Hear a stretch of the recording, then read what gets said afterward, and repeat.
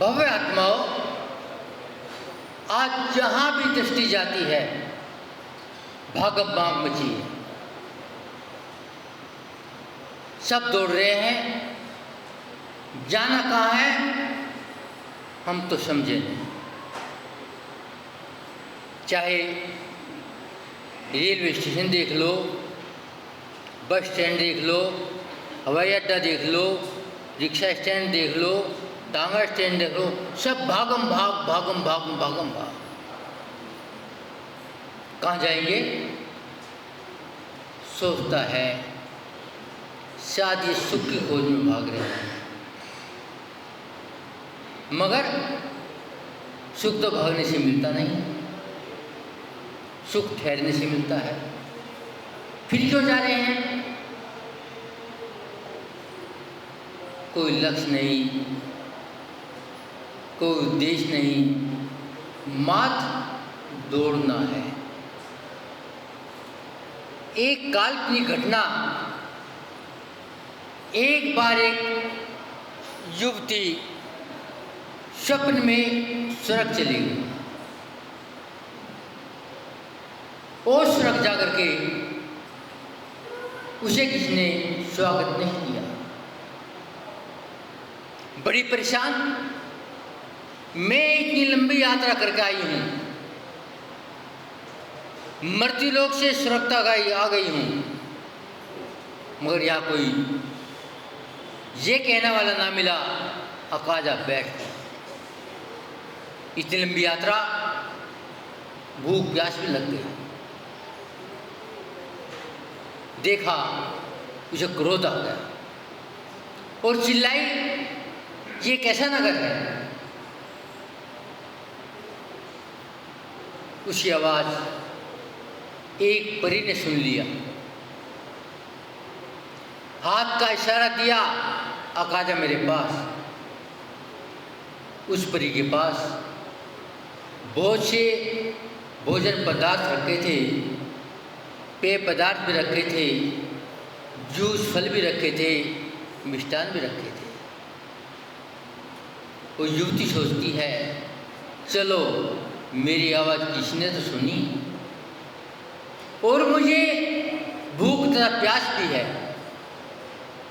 वहाँ जाने के बाद में मेरी भूख भी शांत हो जाएगी और प्यास भी शांत हो जाएगी।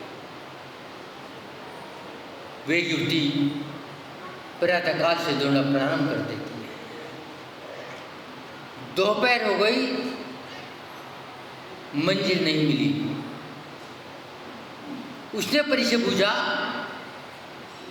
कि ये कैसा नगर है, दौड़ते दौड़ते इतना समय हो गया है, मंजिल नहीं मिली। परी कहती है, तेरी चाल मंदी है। उस युवती ने अपनी चाल और बढ़ा लिया। संध्या हो गई, मंजिल नहीं मिली।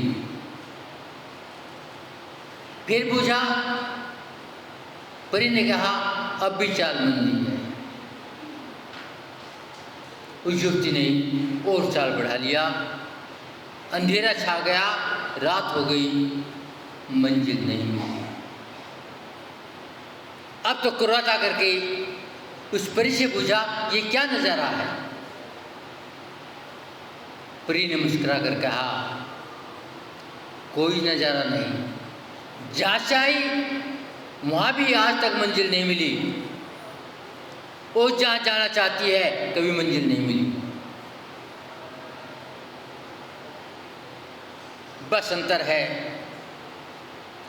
जन्म के समय उत्साह था, वो मरण के समय शोक है। जन्म के समय जागृति थी, मरण के समय राख है। ये सारा संसार ही कुछ ऐसा है, जो पाना चाहता है वो कभी मिला नहीं, मगर भगदौड़ बराबर चल रही है। तो विचार करो, कहाँ जाना है,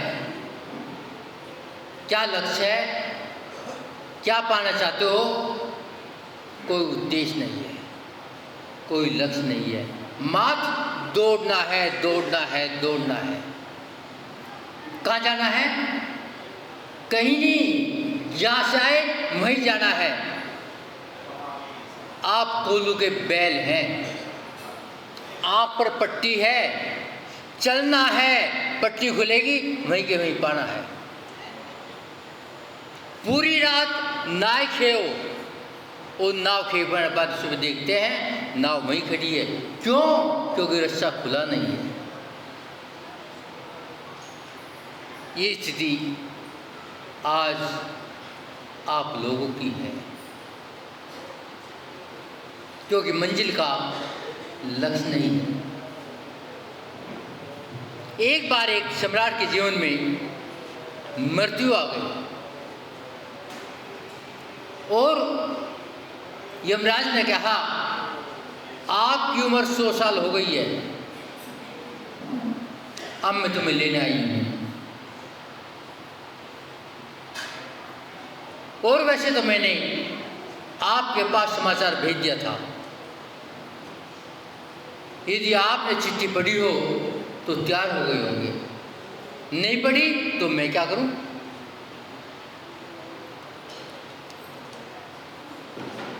सम्राट बड़ा आकुल व्याकुल हो गया। इसी प्रकार एक बार एक मौत की दोस्ती एक मनुष्य से हो गई। मंजिलों साथ चलते रहे। एक बार मनुष्य ने कहा, तेरे से बहुत डर लगता है। मौत ने कहा, डर किस बात का? ये निश्चित है कि मैं आऊंगी, फिर डरते क्यों हो? उस व्यक्ति ने कहा, डर इस बात का है, अचानक आ जाती है और लेकर चली जाती है, हम तैयार नहीं होते। मौत कहती है, ठीक है, तेरी मेरी दोस्ती है, अब मैं दोस्ती का फर्ज पूरा करूंगी। मैं जब यमदूत को तेरे पास भेजूं, उससे पहले तेरे पास 3 पत्र डालूंगी। मगर मैं जानती हूं तू इतना प्रमादी है, इतना मूढ़ है, पत्र पढ़ेगा ही नहीं। व्यक्ति कहता है, ये बात तेरा नहीं है, ये काम मेरा है, मैं पढ़ूं या ना पढ़ूं, तुम तो पत्र डालना। वो मानव में मृत्यु में एग्रीमेंट हो गया कि मृत्यु आने से पहले मनुष्य के पार 3 पत्र डालेगी। आचार्य भी कहते हैं, जीवन में 3 का बहुत महत्व है। जब स्टेशन पर रेल आती है, 3 घंटी बजती हैं। पहली घंटी कहती है, आने वाली है, आप अपना सामान तैयार कर लो, उठा लो, बांध लो, मैं आने वाली हूं।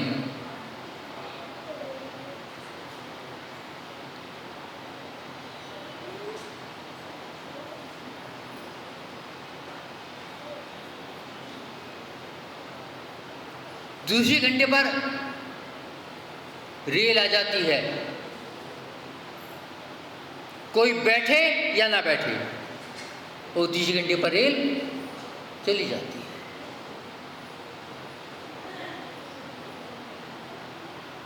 आचार्य कहते हैं, मात्र रेल की नहीं, जब स्टूडेंट परीक्षा भवन में पेपर देने जाता है, क्या चाहता है भैया? तो पीछे बैठ जा।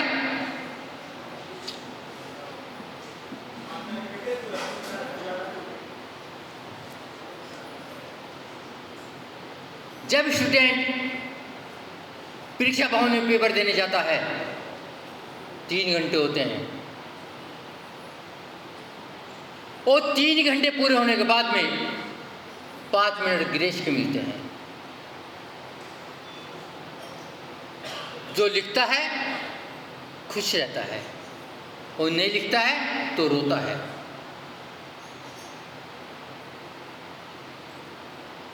परीक्षक कौन है? तुम्हारा निरीक्षक ही परीक्षक है।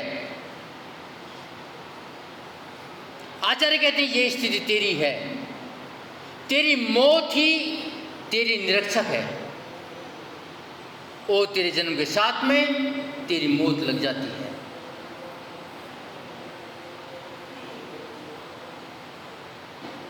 तो निरीक्षक कहता है क्या बैठा रहेगा, कुछ तो लिख, कम से कम अपनी कॉपी पर अपना नाम तो लिख ले।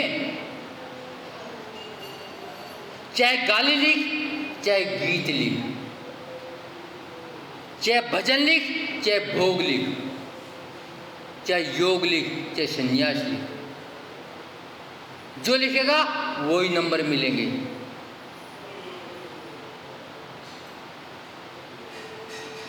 मगर आप कहते हो नंबर कौन देता है? आप देते हैं या परीक्षक देता है? आप कहेंगे परीक्षक देता नहीं, जो आपने लिखा है उसके ऊपर नंबर देता है। आपने क्या लिखा है? लेकिन मैं लिखा नहीं,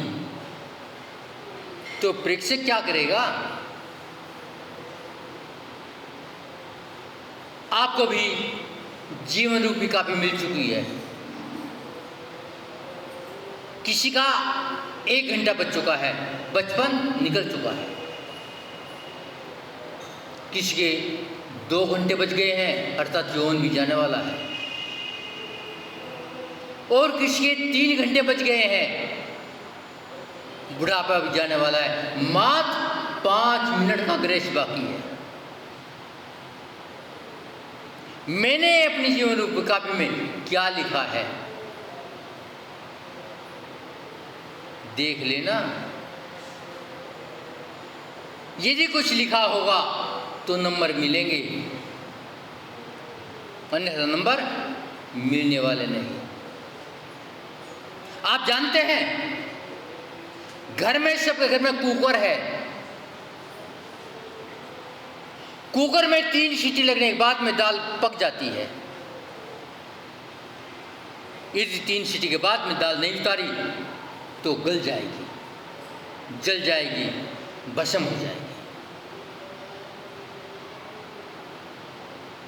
तो 3 यौवन, 3 स्थिति शरीर को मिली है, और 3 स्थिति के बाद में यदि कुकर नहीं उतरा, हमने जीवन में कुछ नहीं डाला, तो जीवन नष्ट हो जाएगा। फिर क्या होगा? एक मुट्ठी राख होगी, जीवन की कीमत नहीं होगी। लेकिन मैंने आज तक अपने जीवन की तुलना कभी मिट्टी से नहीं किया।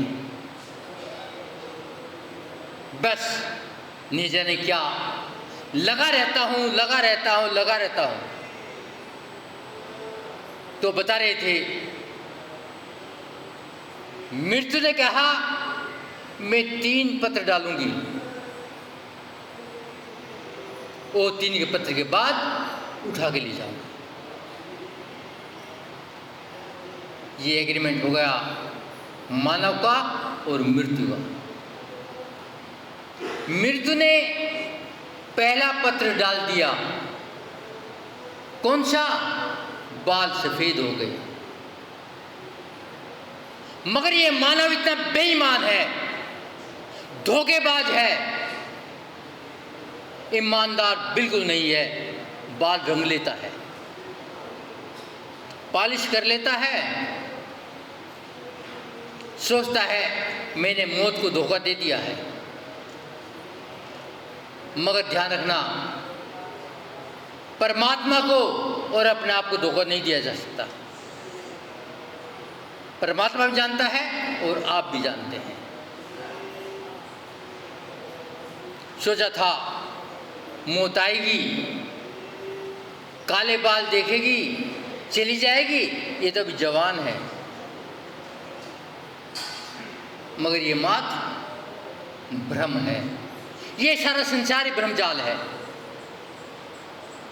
और इस भ्रमजाल में जो फंस गया वो मर गया। वो जिस भ्रमजाल को जान गया वो रुक गया।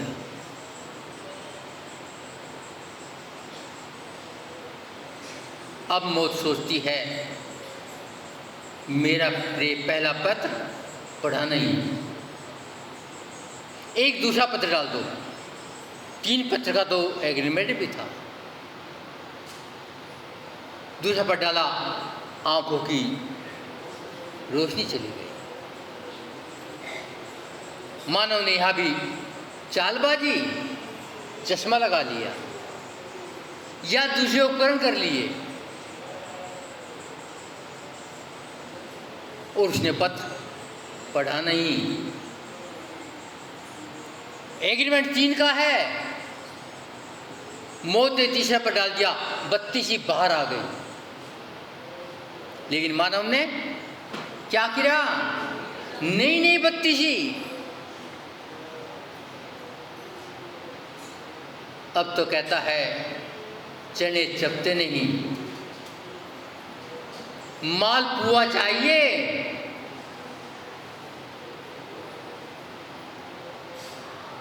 जबकि आज मैं बिगड़ गया, लेकिन चाहिए क्या? मालपुड़ा, रबड़ी चाहिए। बुढ़ापे में अकल ज़्यादा खराब होती है। मैं आपको नहीं कह रहा भैया, मैं तो अपने को कह रहा हूँ। आप तो सब बढ़िया आदमी हो, विचार करो क्या होगा। लेकिन मौत कहती है मेरी तो दोस्ती है, इसने पत्र नहीं पढ़े कोई बात नहीं, एक पत्र और डाल दो। 1 मिनट के बाद भी 4था पत्र मौत ने डाल दिया। हाजमा खराब हो गया। नहीं जाने कितने कितने चूर्ण, नहीं जाने कितनी कितनी भस्म। वेद परेशान हो गए, हकीम परेशान हो गए। अपना पेट नहीं सुधारना, अपना भोजन नहीं सुधारना। भाई मालपूड़े खाने हैं, एक दिन ना मिलो, देख लेना घर में क्या तबाही मचेगी। बुढ़ापा है, रोटी नहीं चलेंगी, परांठा चलेगा, पूरी चलेंगी, हलवा चलेगा, और साथ में चूरन चलेगा, पूड़ियाँ चलेंगी, शहद चलेगा। बाद में क्या तो समाधि मरण नहीं हुआ, कहाँ से हो जाए। पत्र नहीं पढ़ा, चूरन खाना शुरू कर दिया। मौत कहती कोई बात नहीं, दोस्ती है। नहीं पढ़ा, मैंने पढ़ दो, एक पत्र और भी डाल दो।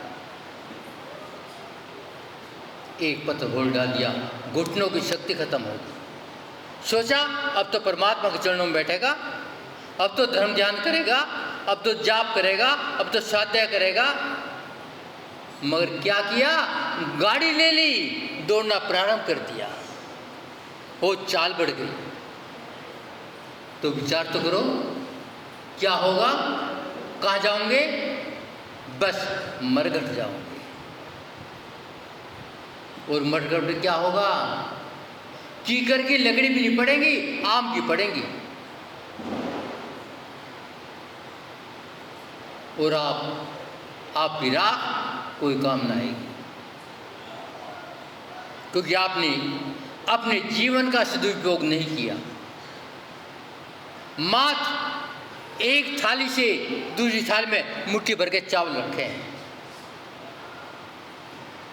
और चावल तो अनेक बार पलट डाले, लेकिन मैंने अपने आप को नहीं पलटा, अपने जीवन को नहीं पलटा, अपने जीवन में भगवान का आचरण नहीं उतारा। तो क्या होगा? विचार करके देखो। ये जीवन ऐसे ऐसे चलता रहेगा। तो बंधुओं,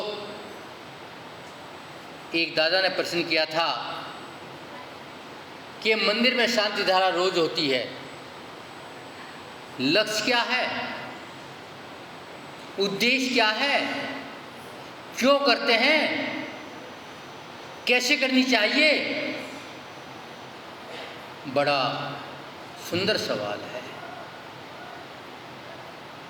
पहली बात, जहां शांति धारा हो वहां विनय हो। जहां शांति धारा हो शांति हो।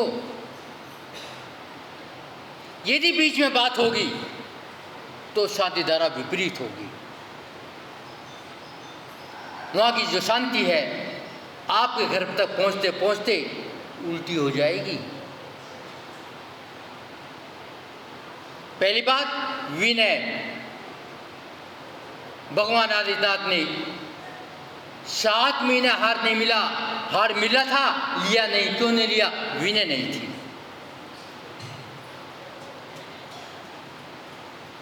तो पहली बात विनय हो। और आज विनय लगता है हमारे भारत से विदा हो गई है। कभी जमाना था, आगम में लेख आते हैं कि भगवान के पास, गुरुओं के पास, जिनवानी के पास विनय से जाते थे, खाली हाथ नहीं जाते थे। मगर आज परमात्मा जाने क्या होगा।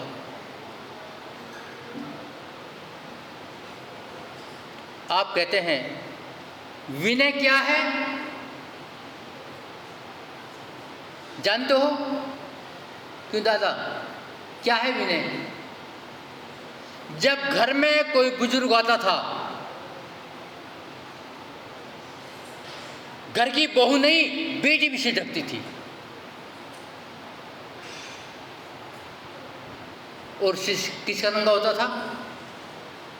ये पुरानी परंपरा हमारी भारतीय संस्कृति है। सिर किसका नंगा होता था? जिसके ऊपर से साया उठ जाता था। मगर आज बड़ी विचित्रता है, पाश्चात्य सभ्यता ने हमारी संस्कृति को भ्रष्ट कर दिया है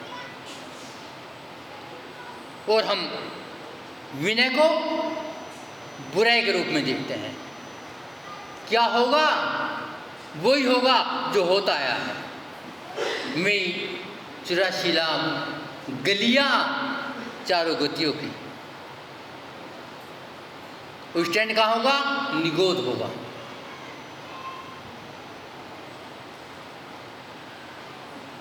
शांति धारा में कोई आवाज नहीं होती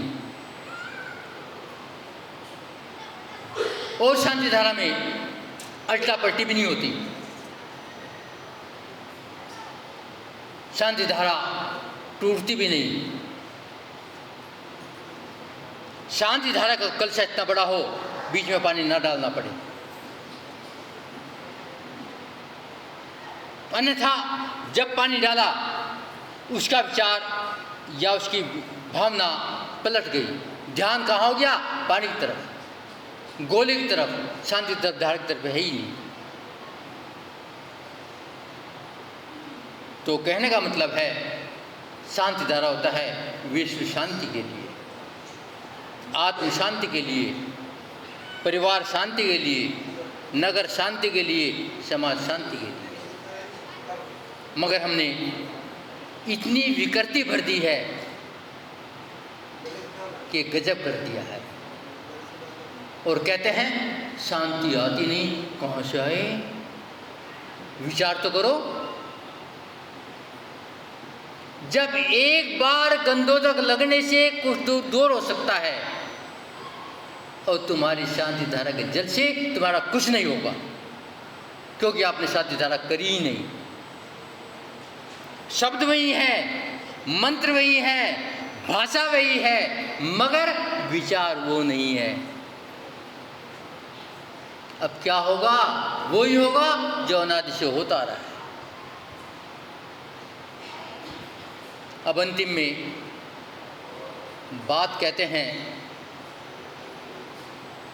आपके गांव में मुझे लगभग मैं आता 7 तारीख को हो जाऊंगा, 22 तारीख को 15 दिन हो जाएंगे। पहली बात तो मैं आपसे क्षमा मांगता हूं, वो इसलिए कि साधु आपको पसंद नहीं, कारण हर चीज़ का स्पष्टीकरण दूंगा, क्योंकि मैं तीखा बोलता हूं मगर जिनवाणी के अनुसार बोलता हूं। तुम्हारी हाँ मैं नहीं मिलाऊंगा, ना मिलाई ना मिलाने के लिए तैयार हूं। आपको अच्छी लगे या बुरी लगे, रोटी दो या मत दो। और ये भी निश्चित है, आजकल दिल्ली या एनसीआर में अधिकांश मंदिरों की जो कमेटी है साधु को बिल्कुल नहीं चाहती। लगता है उनका समय भगवान ठीक करे, जबकि वास्तव में देखा जाए मंदिर दिगंबर है और दिगंबर साधु हैं, कोई रोक नहीं सकता। आप जो प्रधान अध्यक्ष मंत्री हैं, आप कर्मचारी हैं, मालिक नहीं है। मालिक साधु है, मात्र आपको नौकरी के बदले पद मिला है। पद का लिए मिला, व्यवस्था के लिए मिला है, बिगाड़ने के लिए नहीं मिला। मगर दिल्ली की कृपा है, राजधानी है, जो हो जाए कम है। मंदिर में साधु को आने से पहले प्रधान की, राष्ट्रपति की परमिशन लेनी पड़ती है, जबकि सड़क पर चलने के लिए पुलिस वाले से परमिशन लेने की आवश्यकता नहीं। अभी चतुर्मास होने वाला था, 5-6 स्टेट ने मुख्यमंत्री ने आदेश दिए थे, अब दिगंबर साधु का चतुर्मास होने वाला है, चाहे बच्चों के पेपर चले हों और कोई दिगंबर साधु आता है उसे स्थान दो। मगर बड़े दुख का विषय है कि अपने ही दिगंबर मंदिरों में जैन साधु को आवश्यकता है परमिशन लेने की, लिखत लेनी पड़ती है, हाथ जोड़ने पड़ते हैं, पैर पड़ने पड़ते हैं। कहाँ जाओगे? आज कहूँगा आज चले जाऊँगा, चिंता नहीं है, लेकिन अंतिम दिन में है इसलिए कह देता हूँ। ये भी निश्चित है, साधु का कुछ बिगाड़ ही नहीं सकते। जिसने अपना घर छोड़ दिया तुम्हारा क्या लेगा, लेकिन ये अपमान आपको भरना पड़ेगा।